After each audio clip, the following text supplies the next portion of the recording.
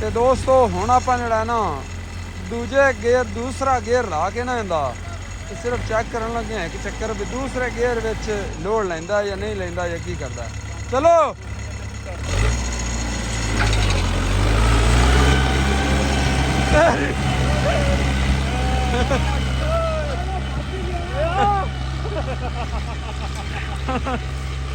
ਭਾਈ ਸਾਡੇ ਕੋਲ ਨਹੀਂ ਆਪਣਾ ਜਾਣਾ, ਸਾਡੇ ਕੋਲ ਆਪਣਾ ਨਹੀਂ ਜਾਣਾ ਤੇ ਚੀਜ਼ ਹੀ ਕੋਈ ਨਹੀਂ। ਤੂੰ ਤਾਂ ਰੋਡ ਹੀ ਸਮਝ ਲਿਆ। ਕੀ ਬਾਤ ਹੈ ਯਾਰ। ਉਹਨੇ ਆਖਿਆ ਵੀ ਸਾਨੂੰ ਦਿੱਤਾ ਮਾਰ ਕੇ ਤੇ ਉਹ ਤਾਂ ਰੋਡ ਬਣਾਈ ਖੜਾ। ਦੂਸਰਾ ਗੇਅਰ ਜਨਾਬ, ਦੂਸਰਾ ਹਾਈ।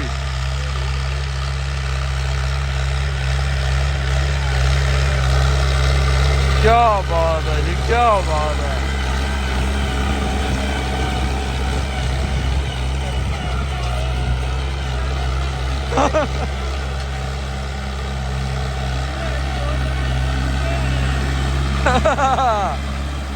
बाबा जी बंब कर देते।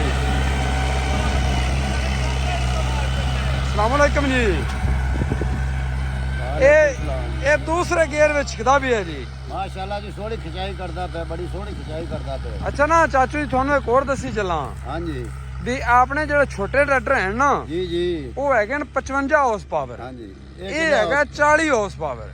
40 हॉर्स पावर। हाँ जी चलो माशाल्लाह, हुण पता लग जाता सारी खिंचाई करता पे बस। ते हाँ ये नहीं तुसी वेंदे हो भी उन्हां ट्रैक्टरां नाल चंगी खिंचाई कर रही है या थोड़ी कर। थोड़ी करता, दूजे गियर च भज्जा आंदा है। 240 या अपना 480 में भज सकता है जी दूजे गियर विच।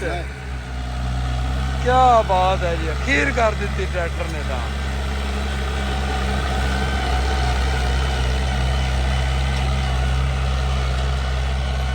खावर भाई कोई शक बाकी रह गया है? ਨਹੀਂ ਬਾਈ ਹੁਣ ਸਾਡੇ ਕੋਲ ਭੱਜਿਆ ਹੀ ਨਹੀਂ ਜਾਂਦਾ ਮਗਰ।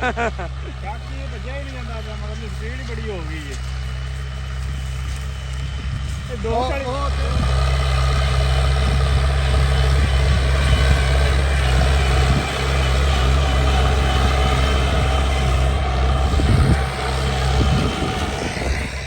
ਤੁਹਾਡਾ ਨਾਮ? अमान ਅਮਾਨੁੱਲਾ। अच्छा कैसी लगी है परफॉर्मेंस ट्रैक्टर दी? बड़ी कमाल परफॉर्मेंस। अच्छा नहीं अपने जो छोटे ट्रैक्टर ने ਉਹ ਐਵੇਂ ਚਲਾ ਸਕਦੇ ਨੇ?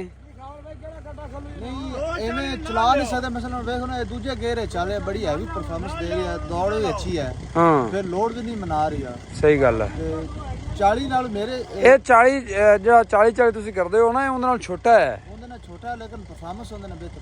परफॉर्मेंस ਉਹਦੇ ਨਾਲ ਅੱਛੀ ਹੈ। ਜ਼ਬਰਦਸਤ। ਕੀ ਬਾਤ ਹੈ ਜੀ।